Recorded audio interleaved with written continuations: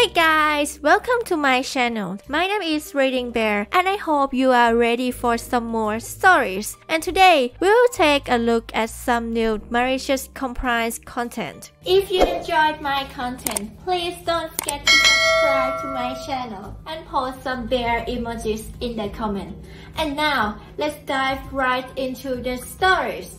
First one is titled, No Neat and Organized Toolboxes? Cars only? Okay, since you said so. My uncle lived in a metropolitan city, in a tall apartment building. Parking spaces were available for tenants. Some people didn't own cars, and there were a surplus of spaces. He was an auto enthusiast and had several vintage cars, so he decided to rent out a few spaces to make his own garage, complete with large toolboxes that would lock. This was also a private parking garage and was monitored and secured. Well, the managers of the building decided that they didn't like his toolboxes there in his rented spaces and told them they needed to be moved, even though his areas were always clean and organized. They were for vehicles only. He tried arguing, but there in the rules, it did indeed say vehicles only. So he decided to make his own, larger, vehicle, toolbox. He went to an old junkyard and bought a 1986 Plymouth Voyager minivan. It was trashed. It didn't run, it was wrecked. It had flat tires, broken glass, etc. He had it towed into his spot in the garage, and placed his toolboxes inside. Now he had his tools right where he needed them and no unsightly toolboxes for the managers to look at. He never heard anything from the office. He had beaten them at their own game. Next one is titled, You Want Us to Be Factual in Our Report About Mindy? Okay. We'll be factual. Last week I shared a story about my awful colleague Mindy. I never expected it to blow up like it did. However, it wasn't the first time Mindy and our manager were hit with a cold can of malicious compliance. So I thought I'd share the story. I can't take full credit for it. It was a team effort, as you'll see. Upper management decided to trial a new system where colleagues would rate each other. The rules were that all comments had to be constructive. We couldn't write anything spiteful, untrue, or based on gossip. So you could write stuff like, colleague, is always supportive and offers help when I need it, or, colleague, communicates clearly, and so on. Basically they wanted us to think about how our colleagues helped us and what they contributed to the team. They hoped it would help gauge how well the team worked together, and encourage them to be positive about each other. These reviews were to be handed to a manager and only the manager was allowed to read them. As you can imagine, this was tricky when it came to Mindy.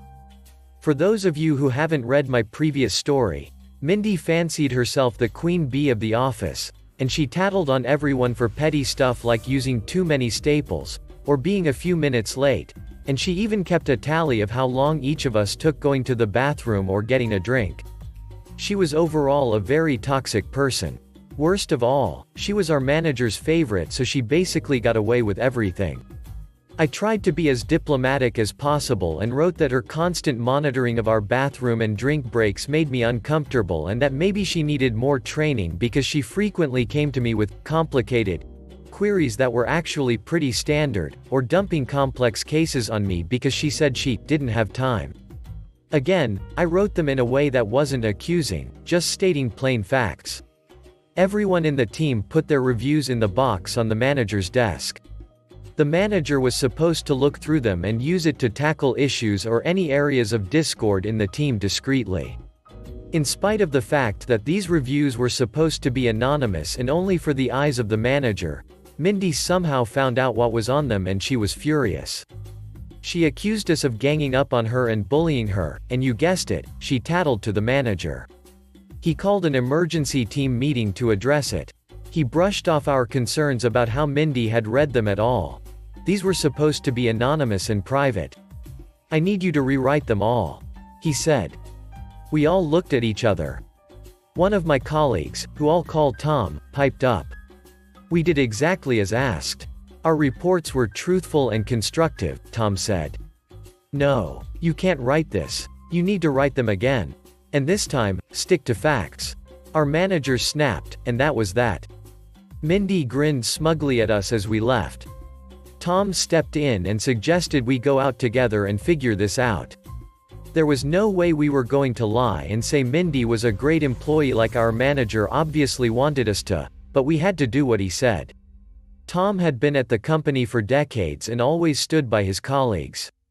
He was a genuinely fantastic guy and we all loved him. He suggested we go out for drinks together to discuss it away from Mindy, so we did.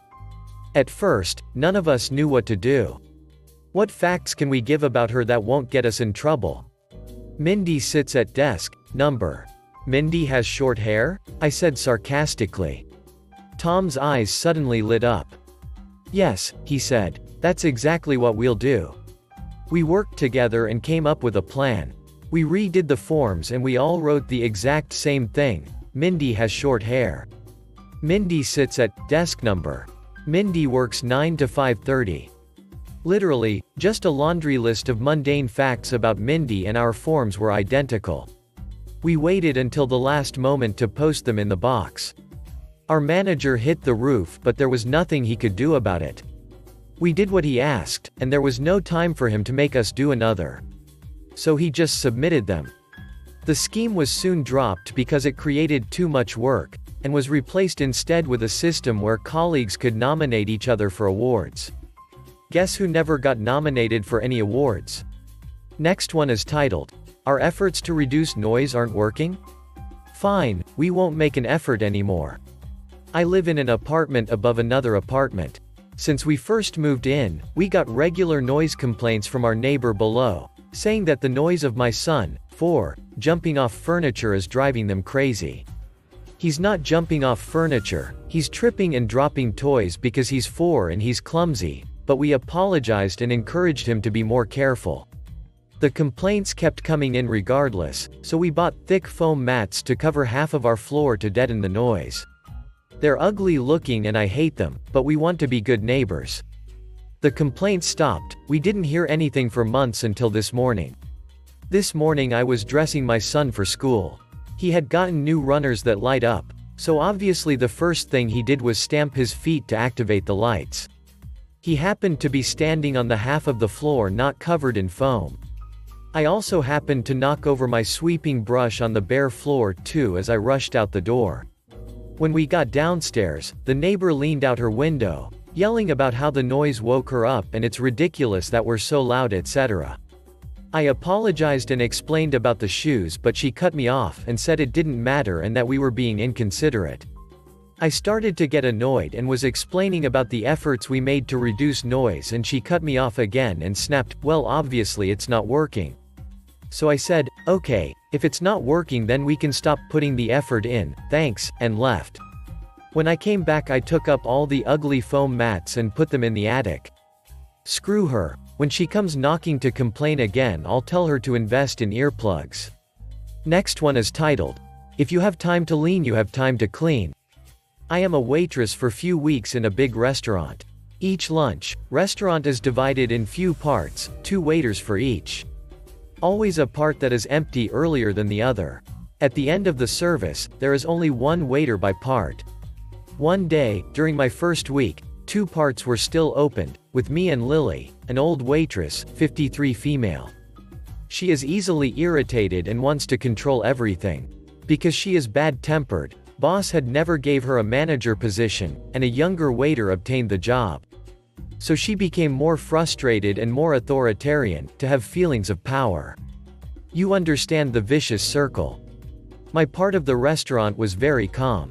So I was taking a few minutes break, quietly looking at the client to see what I would do after.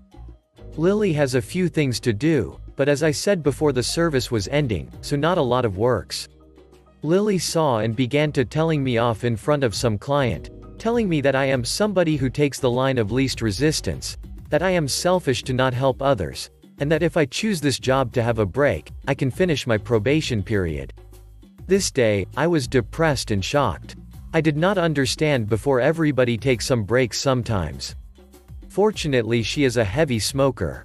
1 week later, I was serving with the boss and she was alone again.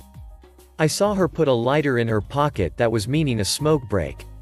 Indeed her part of restaurant was almost empty, and she had few minutes before a client asking for something. Immediately I jump on her to ask some help. Just few helps but enough for her to have to come back to her clients before smoking. 3 times I did it. At the end she was very irritated even with client. At the end my boss asked me to let her have a break. I played innocent card. Sorry she didn't have any work for the moment and I want the smoothest service for clients. My boss explained to me that we can have break. I told him everything about the incident, used the exact same term. He was angry at least. The consequences were not so important. But I changed my place with Lily this day. She has to serve all my clients under boss's eyes, while I only need to serve 2 more tables. She works 2 hours more than me this day. During 1 more week, she worked on the part that closes later than the others, with supervised breaks. She never annoyed me again. Edit. I am lucky, my boss is wonderful. He let me finish early twice to go to an appointment, stay with me the first time I close my part of restaurant to really teach me the good way. Often ask employees how they feel and if they need help. I stay only few months but I will regret this job. Next one is titled, Moving Out. I rented an apartment for about 7 years. At one stage ask my building manager if I can paint a wall and she says it is fine as long as it is painted back to white before I leave. The building manager was always a bit difficult, but I am an easygoing guy so we never had any major issues. Fast forward and buy a house so it works out I am going to move out on the 20th of the month rather than the end of the month that I have paid for. I give proper notice, to month's end, to the manager but let her know I am moving out early and we can do the inspection on the 21st after I paint the wall etc. She tell me not to worry about the wall as the apartment was due for a reno so new floors, cabinets and painting was happening on the 21 to 24 and the new tenant was moving in early on the 25th. You can see where this is going. Well I move out the 21st late in the day and I invite her to do an inspection.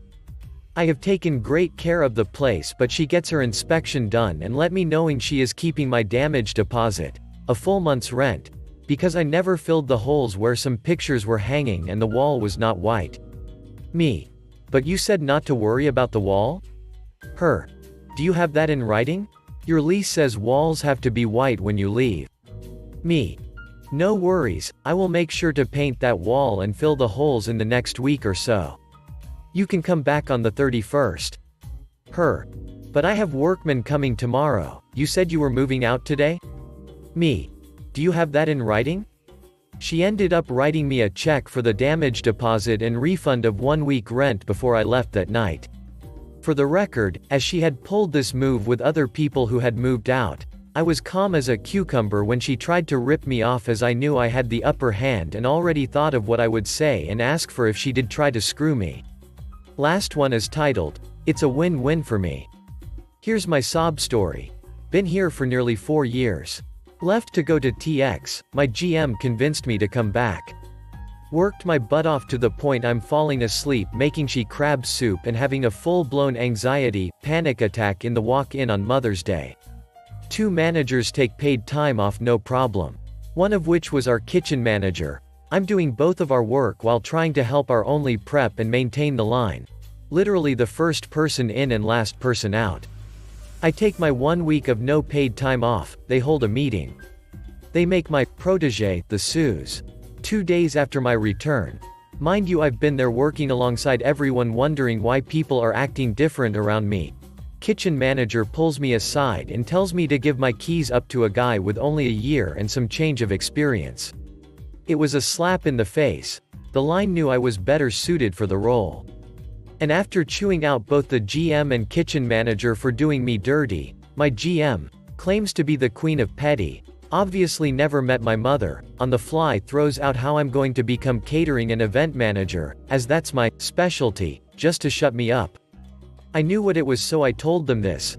All that extra stuff I was doing, done. All the free labor you guys got out of me, done. All the grocery runs, done. When it's my time to go I'm clocking out or at the very least staying till after the rush, clean up, and clock out. They thought I was playing. Now look at where we are, 86ing the menu left and right cause I'm not doing the order. No longer the first in and last out kitchen looks like crap. Truck gets half-assed put away and they don't even rotate items anymore. Never a prep sheet done, no more prepping on Tuesday to get ahead of the game. Closed Monday and Tuesday. And because of the simple fact the GM knows where this is all coming from, she's putting me on a 90-day probation before she gives me the title. So we both can be petty lady, it's a win-win for me. I still get paid and I get a little more free time. No more 60 hours a week for me. Meanwhile my anxiety levels are down. My fur babies are behaving now that I'm around more. Have more free time, finally asked my HS crush out, 17 years later, and now looking for a new job. Thanks for listening.